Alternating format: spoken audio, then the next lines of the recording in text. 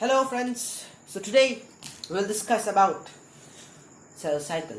So let's begin. So what actually is cell cycle? That's a nice question. Now cell cycle is actually the series of events that takes place and that leads to duplication of DNA, synthesis of RNA and proteins, and finally to the division of nucleus and cytoplasm. That is actually cell cycle.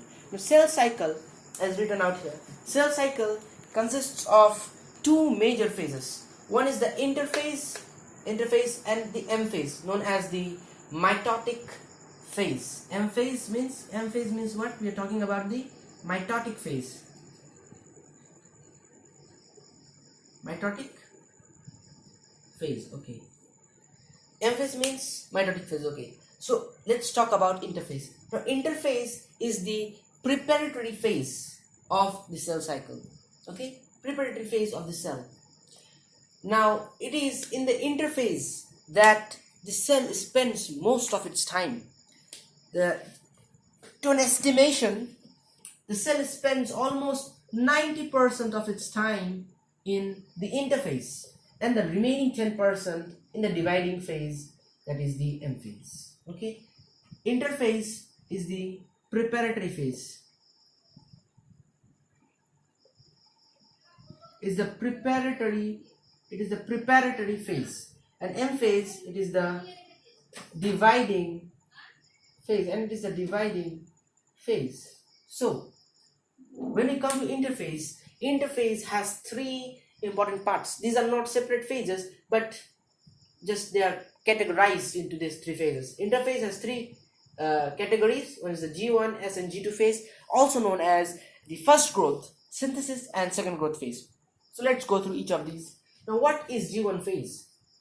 In G1 phase is what happens in G1 phase. In G1 phase there is RNA and protein synthesis. Okay, what happens is that in the interphase, suppose a parent cell, this is a parent cell, it has divided into two daughter cells, okay, daughter cells. Now this similar thing happens in case of humans. Humans are this huge and their kids are this small.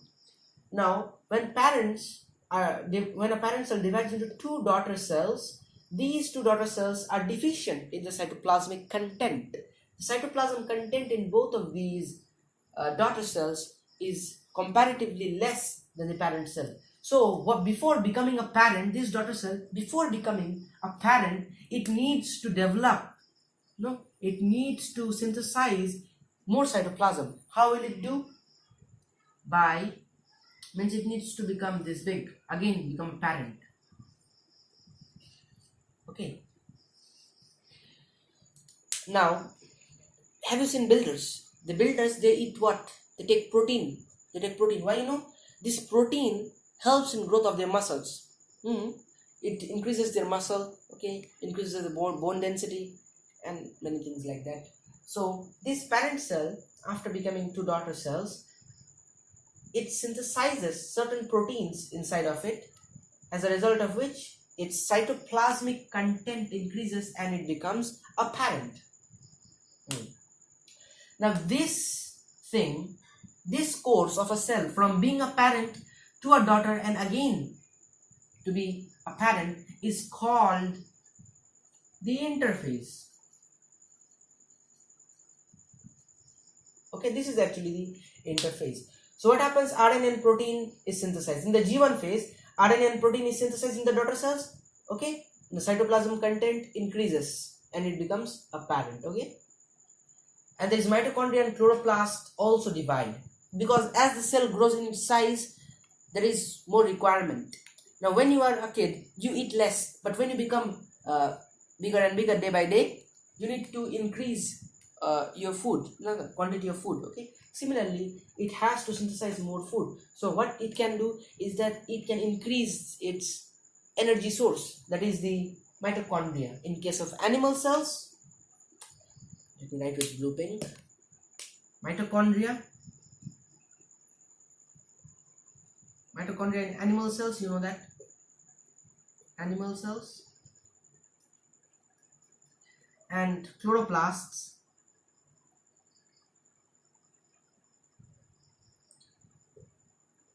in plant cells.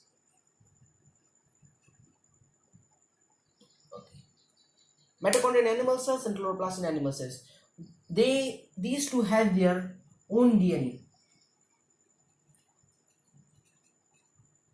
Own DNA means they will have some genes and for which they can divide. Okay. So mitochondria and chloroplasts divide in the G1 phase, first growth phase. And another interesting thing that happens in the G1 phase is that it enters into a stage of rest in the late G1 phase. What happens is that, let me do this. In the late G1 phase, the cell gets to decide whether it wants to stop its growth or continue the cell cycle by entering into the next phase, that is the synthesis phase or the S phase.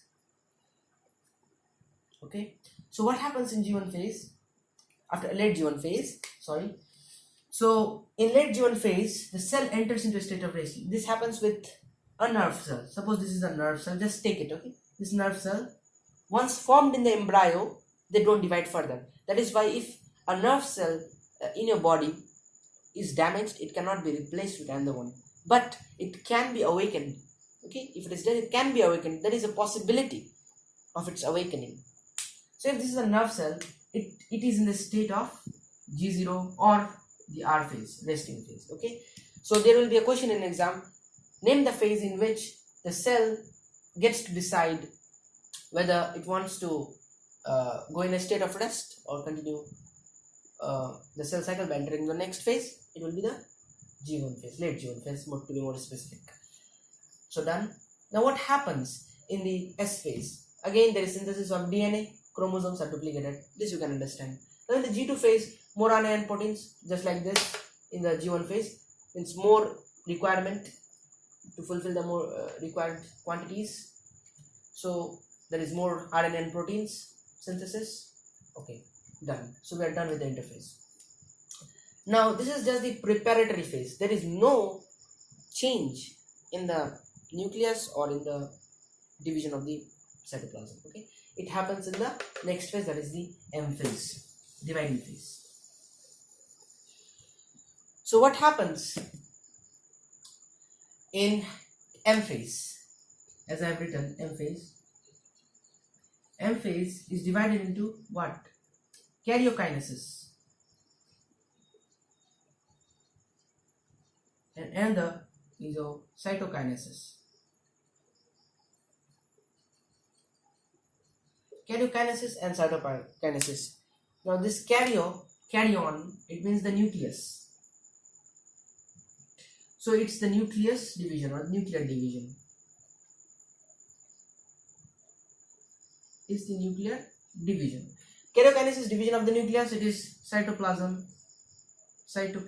division.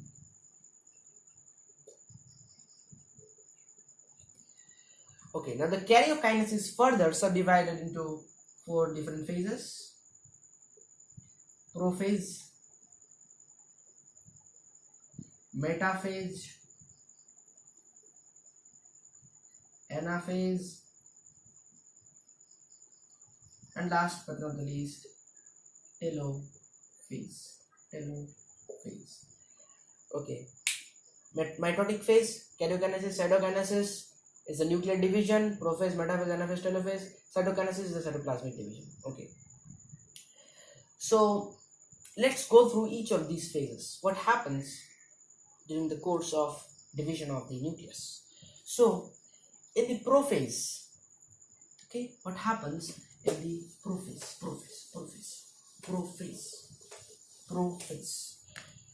So in the prophase,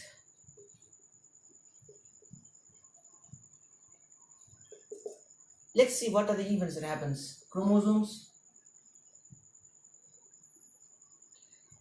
become short and thick and clearly visible inside the nucleus.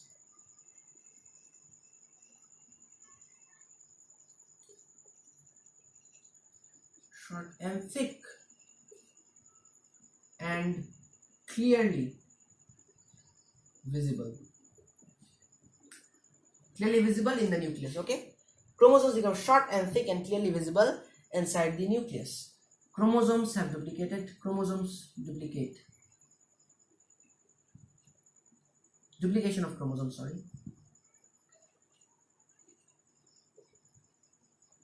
Duplication of chromosomes. There is duplication of chromosomes. Another thing that happens is that there is this centrosome. The centrosome, if you see the nucleus, this is the nucleus, okay? This is the nucleus and this is the plasma membrane. This is the plasma membrane, this is the nuclear membrane. So near the nucleus there is a centrosome. This centrosome, okay, it helps in the division of the nucleus. So what happens is that this centrosome splits up into two centrioles, two daughter centrioles, okay. This centriole splits up into two centrioles now, okay.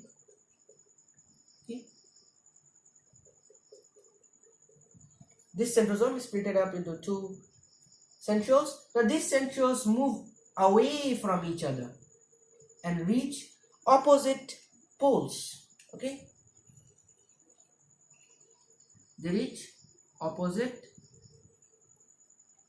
poles. They reach opposite poles, means opposite ends of the nucleus. Now what happens? A number of fibers appears between the two centrioles. These are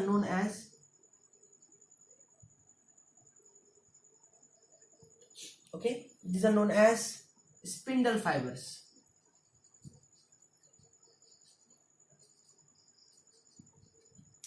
One thing that I mistook is that the nuclear membrane and the nucleolus by now has disappeared, okay. Thus the nuclear membrane is no more present during this prophase, okay. A number of fibers appear between the two centrioles, okay. These are known as spindle fibers, okay. Now what happens is that you understood that you can write 2-3 sentences on it. The centrosome splits up into two centrioles. They occupy opposite poles and a number of fibers appear between the two that are known as spindle fibers, and done. And the chromosomes start moving towards the equatorial plane. This is the equatorial plane, okay. This disappears and this is the equatorial plane, okay. The chromosomes arrange themselves here, okay? They arrange themselves out here. They start moving towards the equatorial plane. Chromosomes start moving towards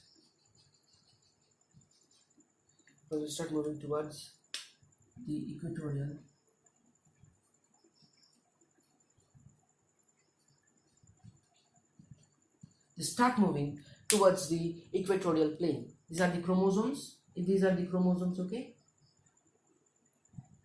They start moving towards the equatorial plane. Okay. This is all that happens in the prophase.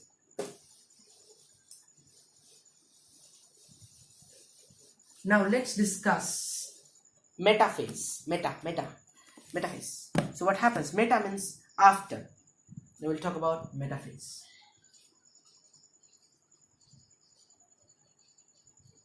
Okay.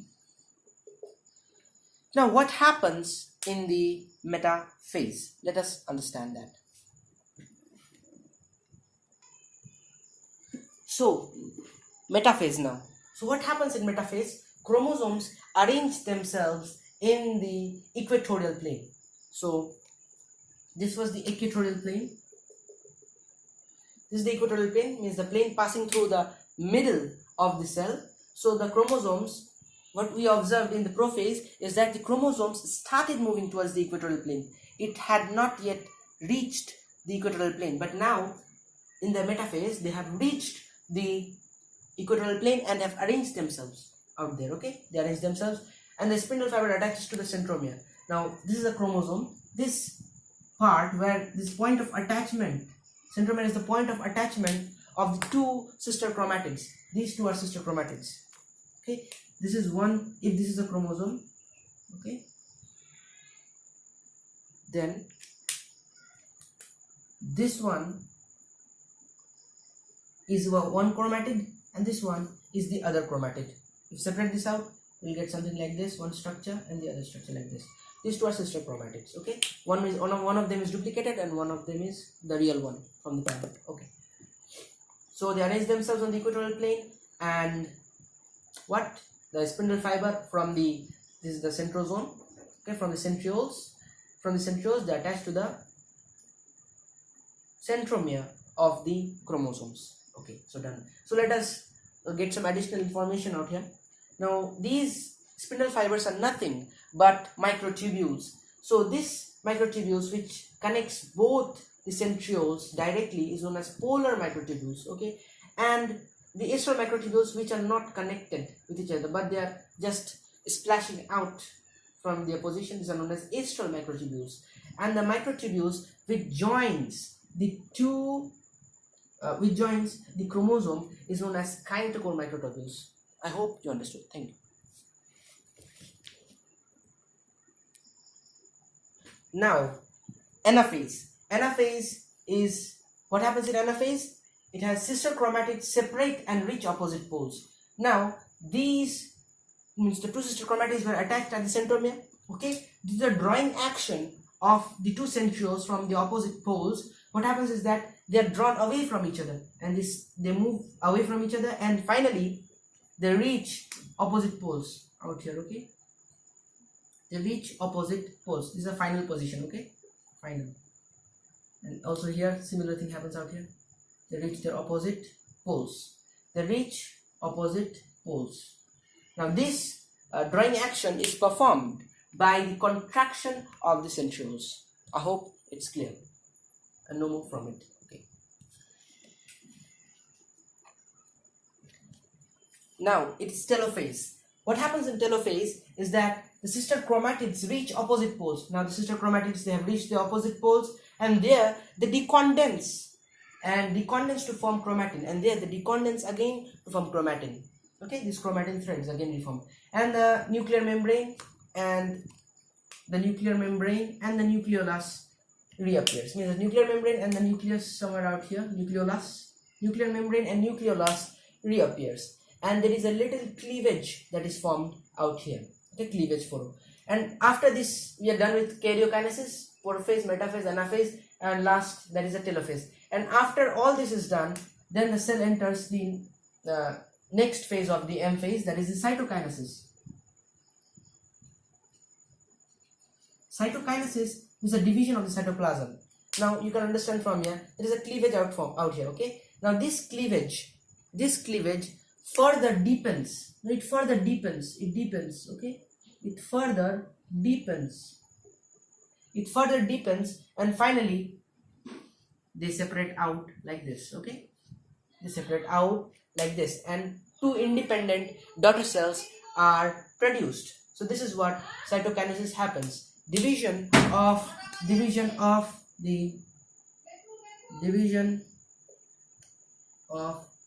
cytoplasm by furrowing. Now another thing happens in case of cytokinesis in case of plant cells, because in plant cells there is no furrowing of cytoplasm. There is cell plate. There is a cell plate that is formed. Nothing happens like this. A cell plate is formed like this, and they separate out like that. Okay, and two independent daughter cells are produced. So this is what we need to know. Thank you. Thanks for watching.